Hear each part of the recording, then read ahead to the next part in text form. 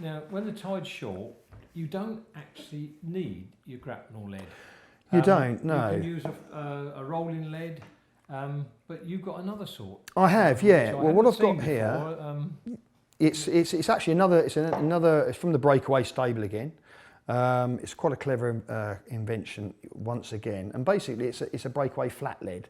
Again, it's got a bait clip on. Now that's not really for distance. That's a bit of a that might confuse people, thinking, well, once you've got this bait clip on, it's for distance casting. Oh, I see. So you can use it with the clip rig. Yeah, you could. Not go, the idea is to get bait out there in good condition. Yeah, for a specific type of bait. Sometimes if we're match angling, we might use a very soft bait like a bunch of muddies or whites. Yeah, white. But we don't cast them great distance. You don't need to cast them a great distance. But what you do want is them to arrive on the seabed intact. And then, of course, you can move that lead just a little bit. Like Absolutely. Things like flounders are always attracted to a moving bait. Absolutely. Flatfish are pretty much predators, aren't they? And so they are very much attracted to moving baits. So the beauty of this is, because we're short range fishing, we can't let our tackle disappear down tide over three other competitors. But what we can do is we can do inward movement, so we can cast out and we can actually pull this towards us and move our bait from time to time,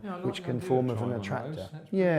That's quite a nice. And again, you know, it lays flat, so it's not going to roll. Now there are other times where sometimes we want to fish a rolling lead, in which case we would use if it's just a plain lead which can actually roll around, and we cast it out a bit further. Not a good idea to use on an 8 metre tide. But no, unless you're over the slack, perhaps. Well, that's right. Yeah, but no, that's right. But certainly, you know, if we're shorter range fishing or we're on a bigger tide and we want to move our bait, then these are really good addition to anyone's tackle box if they want to do a bit. You've also got some leads there, Gemini ones, that can be adjusted. They're different styles, aren't they? I have. There's a couple of Gemini ones here actually.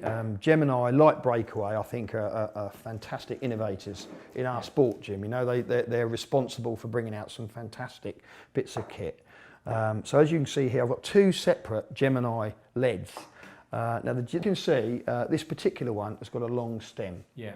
Okay, so it's got a longer base than the standard Breakaway lead. If I just show you, if we take this one off here, we can see why they operate on a different way. So sometimes when we're fishing and we need, if we've got a rough sea and we really need to make sure that we really need to grip in. I mean, these do grip obviously, but sometimes you want something with more grip. And if you can see the different way these fall, this one here, straight away, it falls down. So they sit completely differently. Yeah. Now this one obviously pulls into the seabed. This one, because it's natural, it naturally falls down and pulls into the seabed more. It's going to grip more. There's another good thing about these as well. Unlike the Breakaway, which you've got two parts here that break away, so they're connected to each other. The difference with the Gemini leads is these are all independent. So you've got four independent breakaways. Absolutely. So what you've got here, you've got these that break away independently of each other. So you've got four there. You have to click them in independently. And these are a great bit of kit. We tend to use these, as I say, when it's rougher or when there really is a big tide running. Sometimes we, as you know, we go down to Dungeness or Dover Breakwater. Most of us will take these type of leads then, because you really need your tackle not to move. To wherever you cast it to, it needs to stay there. Otherwise, you're going to get lost tackle. So we like these leads for when we're fishing in strong tide. Now, going on from there, when I'm out in the boat uptiding, we use ones with longer flukes on. You've got one of those here, haven't you? I have. Yes, I have. What I've got is, I say, taken on from the Gemini. It's actually the same lead body. The beauty of these is these. Extended it out the bottom of the lead. Well, yeah. What you buy is you can buy the leads, and then you can buy the add-on bits. Right. So you can buy the different parts from Gemini. To add on to make a lead something different. So what we've got here is we've got this one here, which is a standard Breakaway Gemini lead. But actually, what we can do is, if we just show you here, you just unscrew the head, and then we can turn that into whatever we like. Yeah, for example, we could this one. Exactly. So this just screws into place. I won't take it off, but I'll just show you. It actually screws into this. You buy these heads separately, you make them up, and then you screw them into place to make, and that would be, because it's fixed, that would be a really good lead for uptiding. Now I know, Jim, you're a very experienced boat angler, and you're going to show me the best way of... It's actually only an extension of what they've done on the smaller ones. But you must have it with this last inch or so turned in. Do you need the pliers, Jim, or are you all right? No, you can do it with your hands. Yeah. Right. We don't always have pliers to hand on No.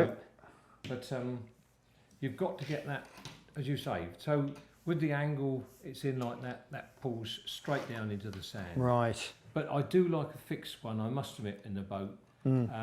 These wires will pull out under stress. Yeah.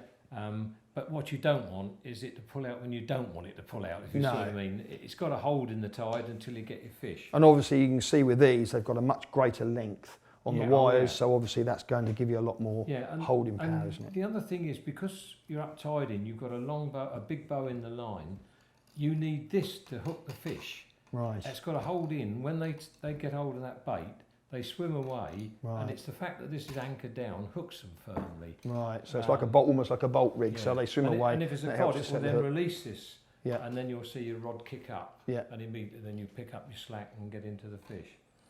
But I mean, breakaways can be used uptiding from a boat, and it depends on the strength of the tide. Yes. Half the time.